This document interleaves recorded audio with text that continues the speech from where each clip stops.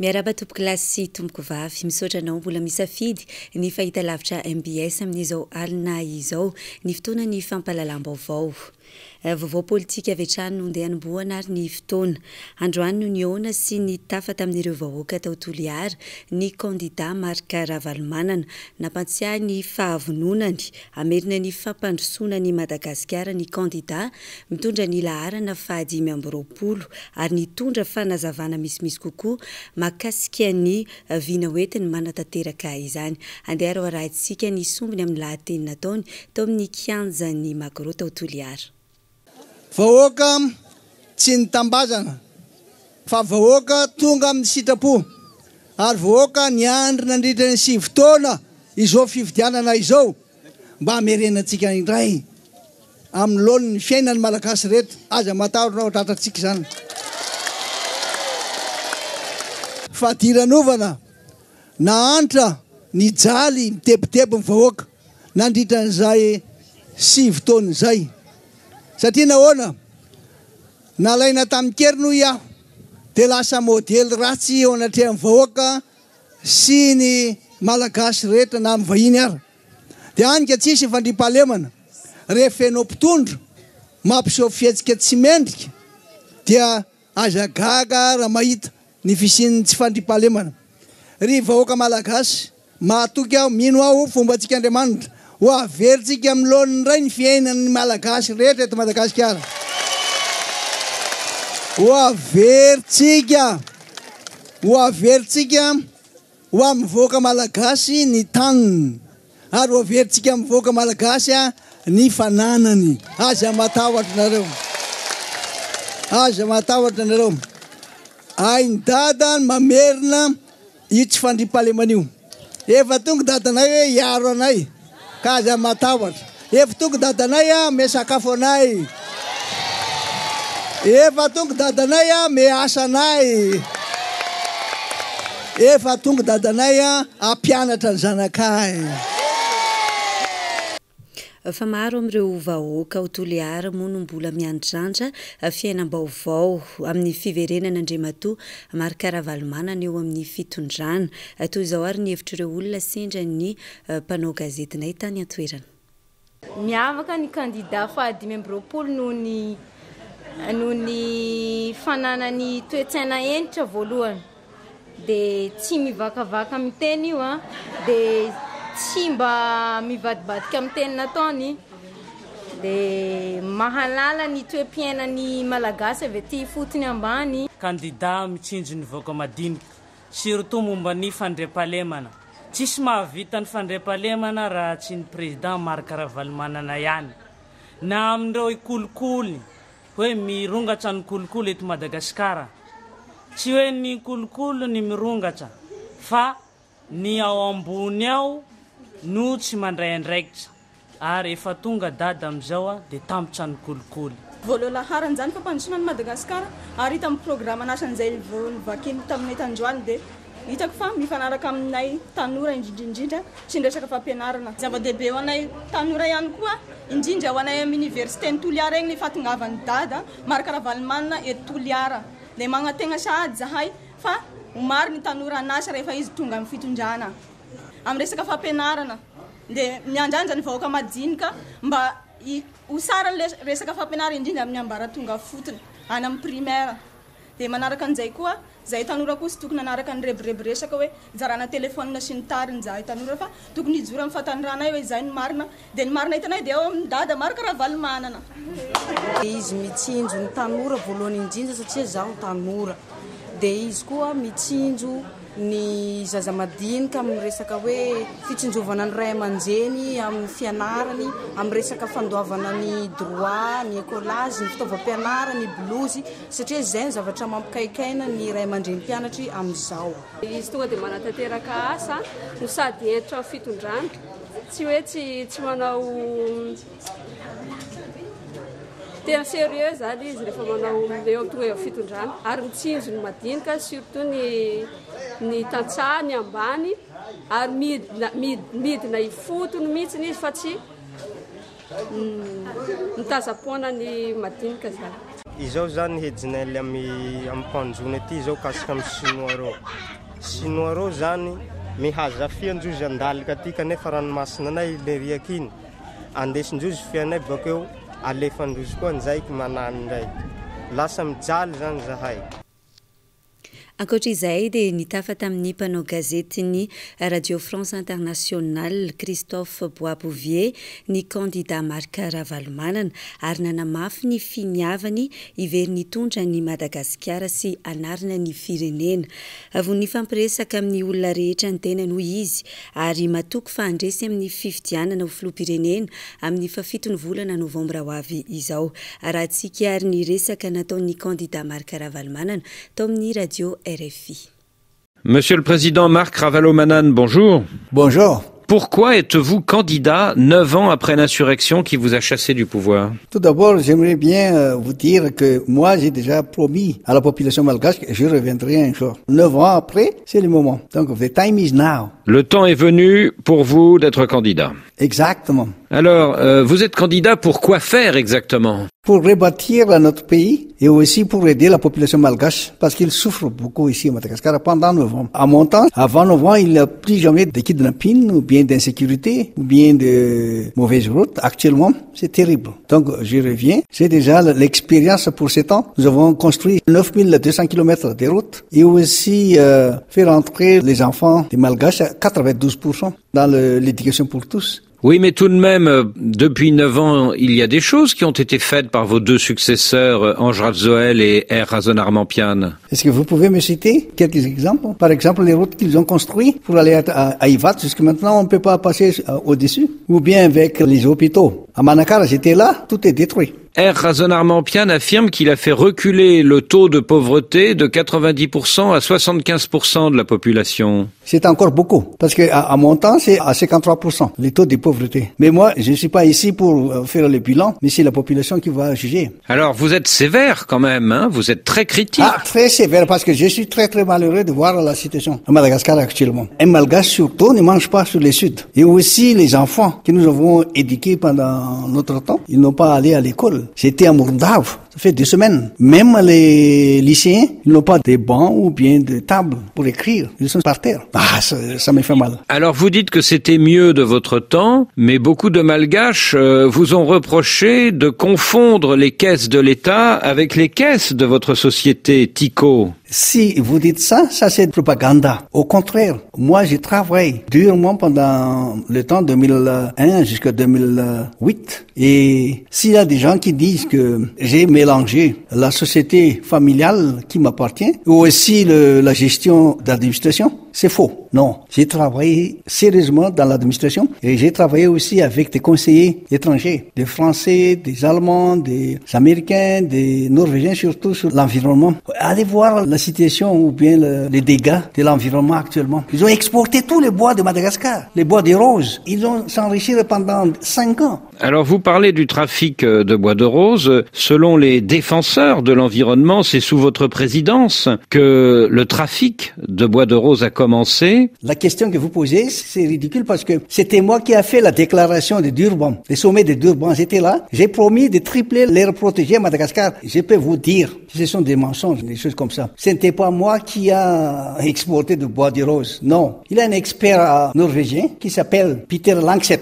Il est très très très strict. Je me rappelle un jour, il m'a demandé, Monsieur le Président, est-ce que vous pouvez emprunter l'hélicoptère parce qu'il y a des gens qui coupent des bois de rose à Marontiet pour vous dire que nous étions très très sévères, très très stricts à l'époque. Marc Ravalomanana, qu'est-ce que vous ferez de mieux que vos prédécesseurs pour lutter contre l'insécurité, et notamment contre les voleurs de zébus, les Dahal et les auteurs de kidnapping? Bon, d'abord, il faut stopper l'exportation des zébus. Si on arrête l'exportation des zébus à Maurice ou bien au Comores ou bien en Chine surtout, vous allez voir. Et aussi, la restauration de l'État, la restauration d'autorité. Parce qu'actuellement, le problème, c'est l'autorité des dirigeants. Si vous êtes un président ou si vous êtes chef de gouvernement, vous devez avoir une fermeté. Donc là, c'est la solution. Moi, si je serai élu, bon, je suis sûr, je serai élu. Donc, la première chose, c'est la sécurité. La kidnapping, il faut identifier. Pourquoi? Non, moi je serai très très très ferme parce que c'est la sécurité qui est la clé du développement de ce pays aussi.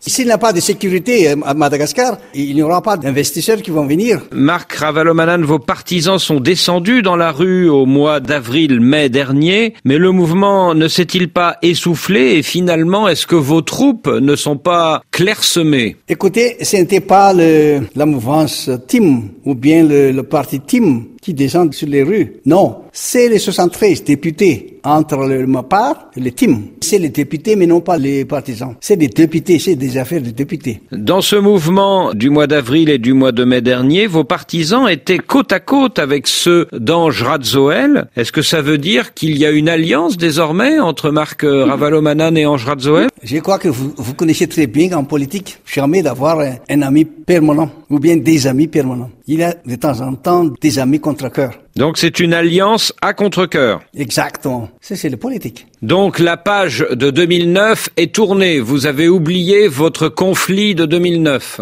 Je peux vous dire, moi j'étais victime de ce coup d'État, mais la population malgache, les gens de Tananarive, jamais, ils n'oublient pas ça. Vous savez que les malgaches, ils se souviennent toujours les mal qu'ils ont subis. Et est-ce que vous vous sentez plus proche d'Ange Radzoel ou plus proche d'Air Razonarmampian? Bon, parce que j'ai pensé toujours d'être le futur président de Madagascar. Je suis toujours proche de tout le monde, proche de tout le malgache. Donc il ne faut pas toujours s'isoler dans des positions. Il faut être toujours flexible. Écouter les autres. Certains observateurs estiment que vous pouvez vous qualifier pour le deuxième tour et peut-être aux côtés... Qui vous avait dit ça? Et peut-être aux côtés... Ce sont les sondages. Vous savez que les sondages, c'est interdit ici à Madagascar. Oui. Les sondages, j'étais très surpris.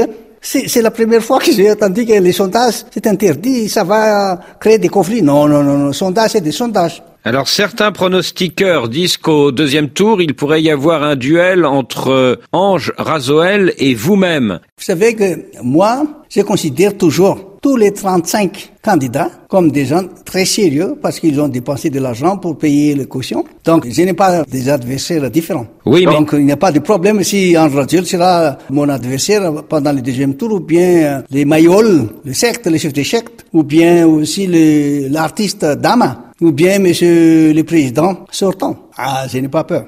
S'il aura des deuxièmes tours, mais moi je ne crois pas. Et pourquoi vous ne croyez pas? Parce que je suis sûr de moi-même. Vous pensez gagner dès le premier tour? Exactement. Pourquoi pas? Mais avec 36 candidats, ce n'est pas possible. Même 2000. Vous savez que les gens, les malgaches, c'est mieux que vous venez ici à Madagascar de voir les gens qui crient, qui m'appellent, Monsieur le Président, aidez-nous, sauvez-nous. Et vous venez de citer le président sortant, donc vous pensez que votre adversaire principal, c'est Air Razonarmampian, hein? Non, ce n'est pas mon adversaire principal. Je crois c'est un ami aussi, comme l'autre.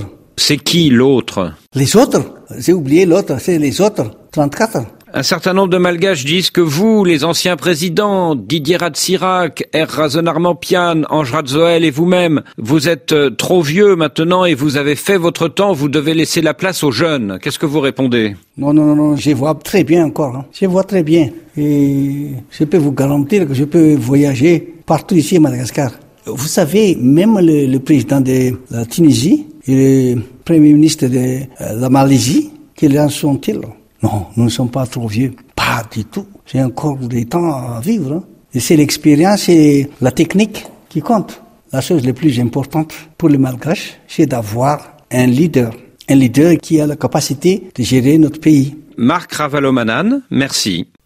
Lafim-baovao hafa kosa indray raha toa ka efa nitsatra ny tolona ho an'ireo sempama nosy dia mbola mitoa kosa ho an'ireo eo anivo ny sempama ary efa misy ny pakady no volavolaina anamafisana izany ny fampiarana ny volavolana didim-panjakana ho an'ny fampianarana teknika sy ireo tambo-karama no antony tsy mampitsahatra ny tolona tsy maintsy miainga amin'ny fifampiresahana any fotony kosa no afaka malina ny etaetan'ireo syndicat hoy ny fanazavan'ny ministry ny fampianarana teknika sy ny fanofanana arakasa androany nandritry ny fanokafana tamin'ny fomba ofisialy ny andro maneran-tany ho an'ny mpanabe Edena Eliasy Mathieu Princy.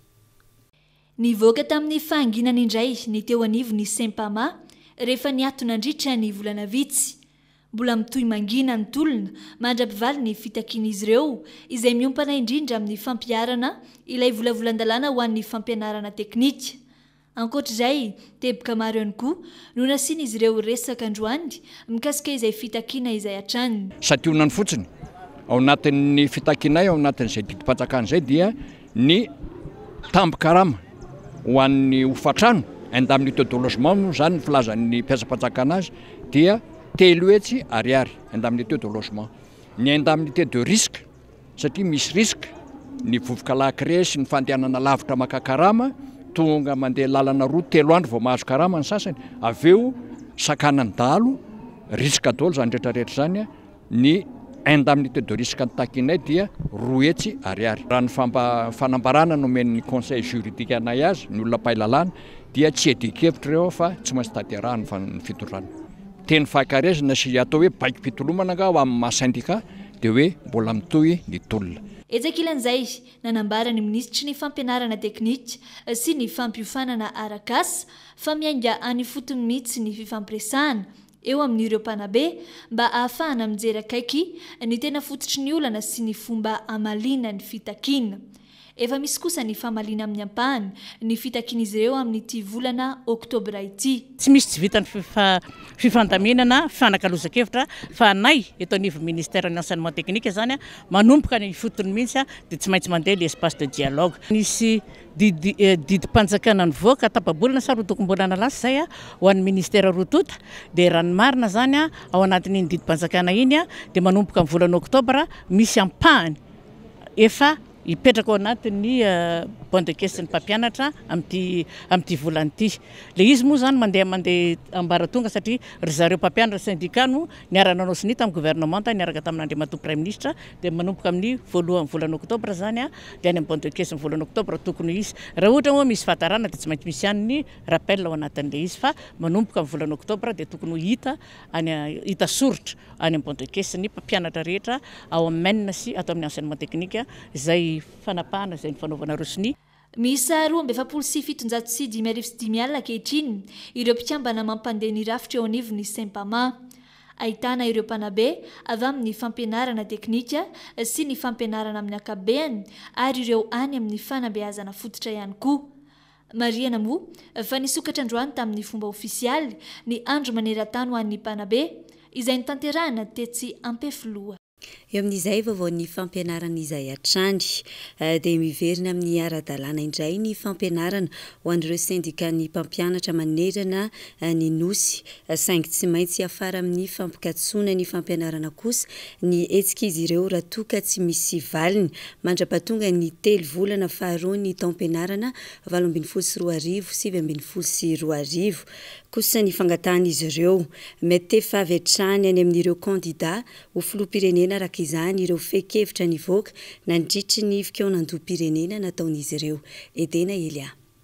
Fenkevitra misa 9 no nivoaka nandritra ny fikaonan-doha-pirenena no tanterahiny ireo syndicat ny mpampianatra manerana ny nosy. Ireo candidat ho filoham-pirenena no isan'ny antefany ity fenkevitra ity mba anomanana izy ireo dia nizao ny tetikasany amin'ny fijerena manokana ny olana ireo mpanabe. Lahara-pameana atao anatin'izany fenkevitra izany ny mba anafoanana ny mpampianatra frama manerana ny Madagasikara ary ampidirana azy ireo ho isan'ny mpiasa-panjakana. Teo ihany koa ny resaka recrutement izay napetraky ny mpizaika ho an'ireo rehetrarehetra izay hitondra ny firenena hoe raha tena manana finiavana hampandroso ny firenena zareo ataovy izay aritra tsy misy an'izany mpampianatra frama zany tsony.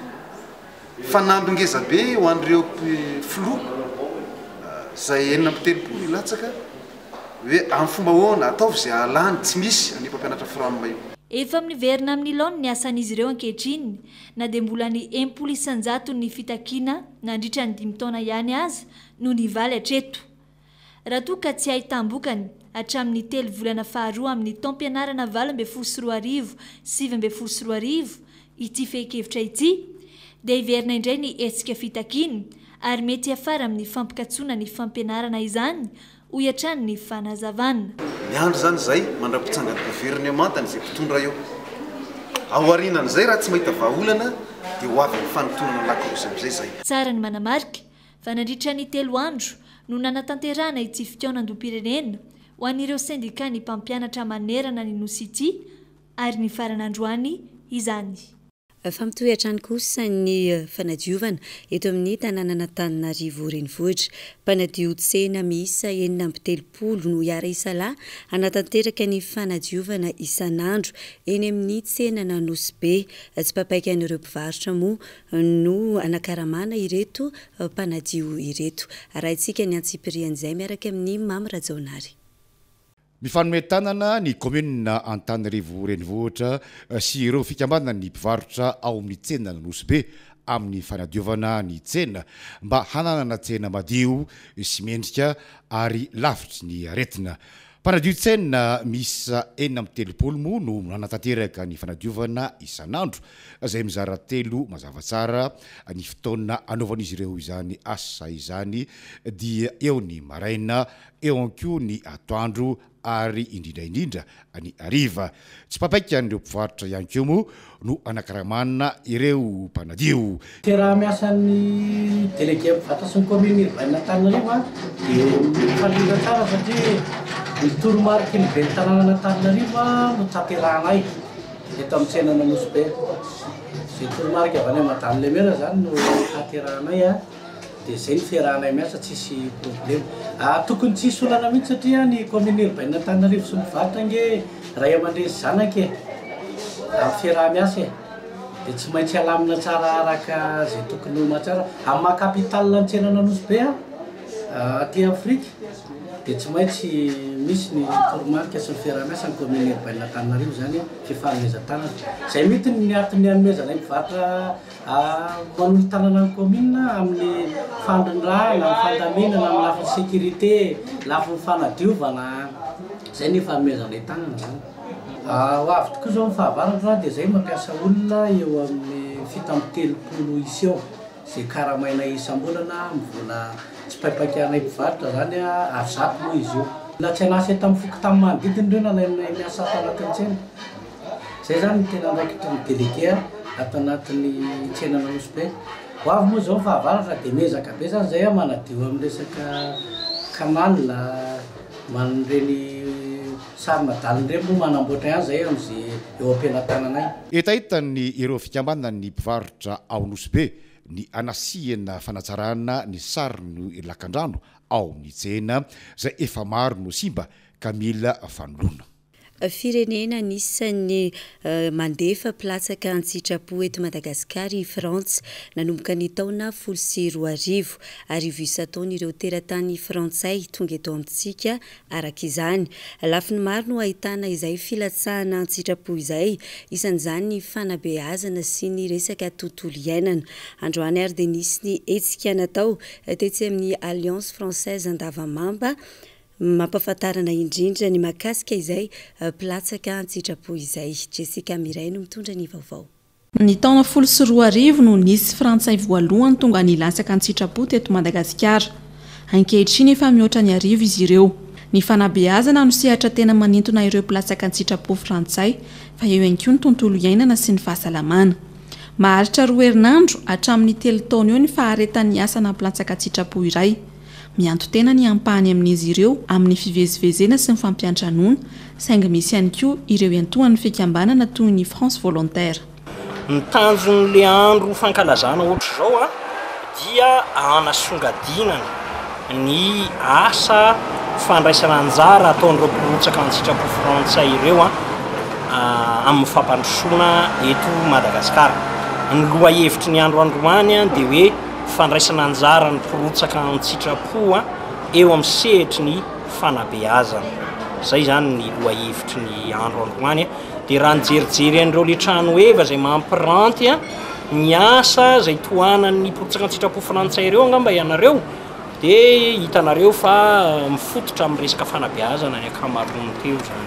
Mbola marisika amin'ny filatsahana an-tsitrapo eto Madagasikara ny frantsay na eo aza ny olana maro misy eto amintsika toy ny eo amin'ny tsy fandriam-pahalemana sy ny krizy ara-politika matetika. Mihabetsaka ihany koa ny fangatahana voaray ilatsaka an-tsitrapo aty Madagasikara izay efa mahery ny 500 isa-taona. Olana tena lalovan'ireo platsaka an-tsitrapo frantsay kosa amin'izao ny tsy fahazarana amin'ny zava-misy eto Madagasikara toy ny fiainana andavanandro sy ny amafy ny fiainana fa eo ihany koa ny fahantrana lalina izay mbola misy eto amintsika. Anisan'ny biby mampiavaka ny Madagasikara ny varika 20% ny karazany misy eto amintsika ary ny 570 isanjato dia tsy hita fa tsy eto Madagasikara. Efa mialany tamingana izy ireto ankehitriny noho ny faharipahan'ny ala no tanterahana tamin'ity androany ity ary ny diany varika maneran-tany andiany 5 ka anisan'ny nankalaza izany isika teto Madagasikara mba hampahafantarana ny lanjan'ny varika eo amin'ny fiarahamonina sy ny toe-karena. Jessica Miray sy Manora Andriamalala no mitaritra ny vaovao. Mitana anjara toerana lehibe eo amin'ny fampivoarana ny toe-karena ny varika raha tsy laza fa tsy ny fizahantany. Maro tokoa mantsy ny vahiny voasarika hijery varika eto amintsika satria ny 570 isanjato ny varika dia tsy misy afa-tsy eto amintsika. Amin'ny karazany 270 anisan'izay varika tsy fahita afa-tsy eto Madagasikara izay zao ny ahiahy, ny microcebus na ny varika kely indrindra maneran-tany izay milanja 30 grama. Eo ihany koa ny babakoto, varika lehibe indrindra izay milanja 4 kilao. Efa tany amin'ny 50 tapitrisa taona tany no efa nisy teto amintsika ny varika ary efa teto mihitsy no nitoerany hatramin'izay. Ny eto Madagasikara dia isany efa mampatahotra ny isan'ny varika dia tsy mitahatra ny miaina. Tsy misy akory ny disparu fa le habitat izay iainan'le varika mihitsy tsy mitahatra ny miaina. Raha ny eto Madagasikara zany raha 100 isanjato ny ala hatramin'ny voalohany dia 70 isanjato ny ala efa miaringana avokoa. Dia raha voaringana zany ireo ala izay ionenan'le varika dia mazava ho azy fa sanatria dia mety ho maty hatramin'le varika. Dia izay ny anatanana an'le olona rehetrarehetra mba hiaro ny varika sy ny toeram-ponenana. Atahorana ho lany tamingana nefa amin'izao ny varika noho ny fahasimbana sy ny faharipahan'ny ala izay tena fonenany. Efa 10 isanjato amin'ny ala eto Madagasikara mantsy sisa tavela, izany hoe efa 70 isanjato izao no simba. Raha ho an'ny taona 17 fotsiny dia ala manodidina ny 10 hektara no tapaka sy levon'ny afo. Tranga vao niseho farany tamin'ity herinandro ity izao ny fahamaizan'ny ala tany Moramanga izay nirefy 20 hektara. Natao indrindra moa ny dian'ny varika isan-taona hampahafantarina sy anairana antsika ny lanjan'ny varika eo amin'ny toe-karentsika eto Madagasikara. Dia izay ihany koa tompoko lasy sy tompoko vavy no entina mamarana ny vaovao amin'izao alina izao. Ankasitrana ny fanaranao izany hatramin'ny farany ampatsahivina hatrany isika fa isaky ny alatsinainy hatramin'ny zoma no anaranao ny tantara mitohy le prix du pardon eto amin'ny fahitalavitra MBS. Ny tena kosa sary dia manome fotoananao amin'ny rapitsy toy izao indray. Veloma tompoko.